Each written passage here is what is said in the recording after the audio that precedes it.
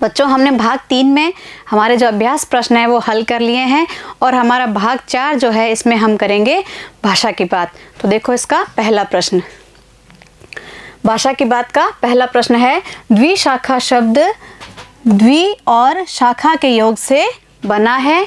द्वि का अर्थ है दो और शाखा का अर्थ है डाल। द्विशाखा पेड़ के तने का वह भाग है जहाँ से दो मोटी मोटी डालियाँ एक साथ निकलती है, जैसा कि मैंने आपको बताया था। द्वि की भांति आप त्रि से बनने वाला शब्द त्रिकोण जानते होंगे। त्रि का अर्थ है 3। इस प्रकार 4, 5, 6, 7, 8, 9 और 10 संख्यावाची संस्कृत शब्द उपयोग में अक्सर आते हैं। इन संख्यावाची शब्दों की जानकारी प्राप्त कीजिए और देखिए कि क्या इन शब्दों की ध्वनियाँ अंग्रेजी संख्या के नामों से कुछ कुछ मिलती जुलती है, यानी पूरी पूरी तो नहीं लेकिन कुछ कुछ उनकी जो ध्वनि है आपस में मिलती जुलती है। जैसे हिंदी में हम बोलते हैं 8, संस्कृत में अष्ट और अंग्रेजी में 8। ये उदाहरण दे रखा है। इस तरह के हमें और गिनती के शब्द देखने हैं जिनकी ध्वनियाँ जो है इन तीनों भाषाओं में मिलती जुलती हो। ये सारणी आप अपनी कॉपी में उतार लीजिए। देखो, 2 को हिंदी में कहते हैं 2, संस्कृत में कहते हैं द्वि और अंग्रेजी में कहते हैं 2। 3 हिंदी में त्रि, संस्कृत में 3, अंग्रेजी में 5 हिंदी, पंच संस्कृत, 5 अंग्रेजी, यानी इनकी ध्वनियाँ जो है तीनों की आपस में मिलती जुलती सी लग रही हैं। हिंदी में कहते हैं 6, संस्कृत में कहते हैं षष्ठ और अंग्रेजी में 6। 7 को हिंदी में 7 कहते हैं, संस्कृत में कहते हैं 7 को सप्त और अंग्रेजी में क्या कहते हैं 7।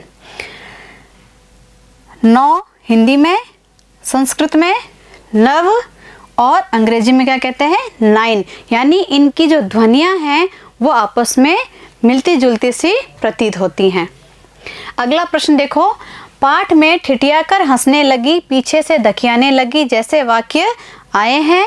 ठिठियाकर हंसने के मतलब का आप अवश्य अनुमान लगा सकते हैं। ठी ठी ठी हंसना या ठट्ठा मारकर हंसना बोलचाल में प्रयोग होता है। इसमें हंसने की ध्वनि के एक खास अंदाज को हंसी का विशेषण बना दिया गया है।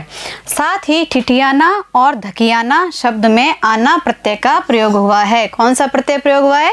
आना। इस प्रत्यय से फिल्माना शब्द भी बन जाता है, क्योंकि फिल्म और इसमें आना प्रत्यय जोड़ दिया तो क्या बना? फिल्माना।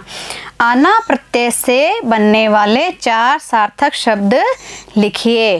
प्रश्न क्या है कि आना प्रत्यय का प्रयोग करते हुए 4 कोई भी सार्थक शब्द लिखो। उत्तर देखो, जैसे हमने राजपूत शब्द लिया उसमें हमने आना शब्द मिला दिया तो क्या बना? राजपुताना। चक्कर के साथ आना मिलाया तो चक्राना। नज़र के साथ आना मिलाया तो नजराना। घर के साथ आना मिलाया तो घराना। यानी हमें सार्थक शब्द मिल गए। अब ये कैसे मिले, इसको सीखने के लिए हम क्या करेंगे? प्रत्यय को जानेंगे। तो प्रत्यय की परिभाषा देखो बच्चों, जो शब्दांश किसी शब्द के अंत में जुड़कर, यानी कि ये शब्दांश, ये जो शब्दांश है ये किसी भी शब्द के अंत में जुड़कर उसके अर्थ में परिवर्तन लाते हैं। जैसे राजपूत शब्द था, एक अलग है, इसमें जैसे ही आना मिला तो एक अलग ही अर्थ दे रहा है। राजपुताना बन गया, राजपूत से क्या बन गया? राजपुताना। तो जो शब्दांश किसी शब्द के अंत में जुड़कर उसके अर्थ में परिवर्तन लाते हैं उन्हें प्रत्यय कहते हैं। तो ये क्या है? प्रत्यय। यानी इनमें जुड़ने के कारण क्या है? एक अलग ही सार्थक शब्द मिल गया, यानी कि उनके अर्थ में परिवर्तन आ गया। तो इन्हें क्या कहेंगे हम? प्रत्यय। अब देखो बच्चों, प्रत्यय 2 प्रकार के होते हैं। एक तो होता है कृत प्रत्यय और दूसरा होता है तद्धित प्रत्यय। हम इन प्रत्ययों को समझेंगे। पहला देखो कृत प्रत्यय, इसकी परिभाषा देखो, जो प्रत्यय क्रिया के धातु रूप के अंत में जुड़कर नए शब्दों का निर्माण करते हैं। धातु क्रिया जो होती है, हंसना, बोलना, उठना, नाचना, लिखना, पढ़ना, ये सब क्या है? धातुएं हैं, क्रियाएं हैं। तो इनमें जुड़कर जब नए शब्द का निर्माण होता है तो वो कौन से प्रत्यय कहलाते हैं? कृत प्रत्यय। इनसे निर्मित शब्दों को कृदंत कहा जाता है, यानी इस प्रत्यय से बनने वाले जो नए शब्द हैं उनको क्या कहेंगे? कृदंत। अब इसके उदाहरण देखिए। अब धातु है, मैंने बताया था ना, इसमें धातु होती है लिखना, भूलना, लड़ना, खेलना, ओढ़ना, बंधना, चाहना, बिकना, पढ़ना, थकना, ये सब क्या है? क्रियाएं हैं। तो अब इसके अंदर हम क्या जोड़ेंगे? प्रत्यय। अब कृत प्रत्यय जुड़ेंगे इसके अंदर। तो लिख के साथ अगर हमने अक जोड़ा तो हमारे पास कृदंत क्या मिला? लेखक। क्योंकि इन दोनों को मिलाने पर जो नया शब्द मिलेगा उसे हम क्या कहेंगे? कृदंत। तो ये क्या है? कृदंत शब्द है। भूल के साथ अकड़ हमने मिलाया तो क्या बना? भुलक्कड़। लड़ के साथ आकू मिलाया तो लड़ाकू। ये सब हमारे पास क्या है? प्रत्यय हैं। खेल के साथ आड़ी तो क्या बना? खिलाड़ी। ओढ़ के साथ नी तो क्या बना? ओढ़नी। बंध के साथ अन तो बंधन। चाह के साथ अत प्रत्यय तो चाहत। बिक के साथ आऊ प्रत्यय बिकाऊ। पढ़ के साथ आई प्रत्यय जोड़ा तो क्या बना? पढ़ाई। थक के साथ आवट जोड़ा तो थकावट। इस तरह से जो नवीन शब्द हमें मिले हैं, जो सार्थक नवीन शब्द मिले हैं, इनको हम क्या कहेंगे? कृदंत, क्योंकि ये कृत प्रत्यय जोड़ने के बाद हमें मिले हैं। और अगर तद्धित प्रत्यय होगा तो उसमें क्या होगा? देखते हैं उसकी परिभाषा। तद्धित प्रत्यय की क्या विशेषता है? धातुओं को छोड़कर। उसमें तो हमने धातुएं ली थी, पढ़ना, लिखना, हंसना, लड़ना, ये सब क्या थी? धातुएं थी।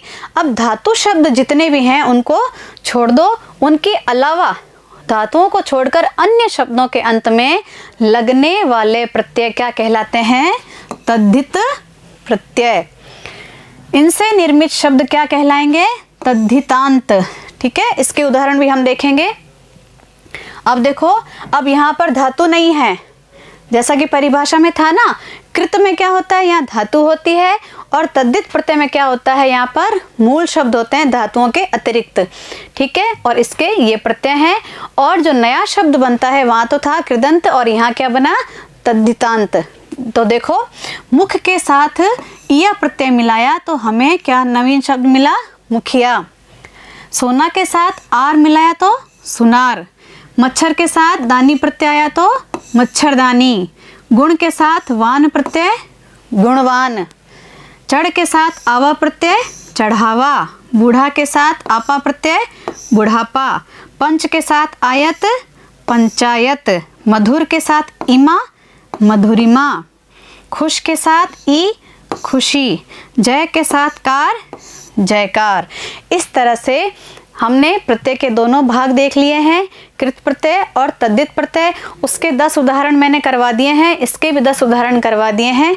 आप अपनी कॉपी में भाषा की बात के जो ये प्रश्न हैं और ये जो सारणी मैंने बना रखी है, इनको भी आप अच्छे से उतार लें। इसी के साथ हमारा अध्याय जो है यहीं पर समाप्त होता है। अगले वीडियो में अगले अध्याय के साथ मिलती हूँ। तब तक के लिए विदा लेती हूँ। धन्यवाद।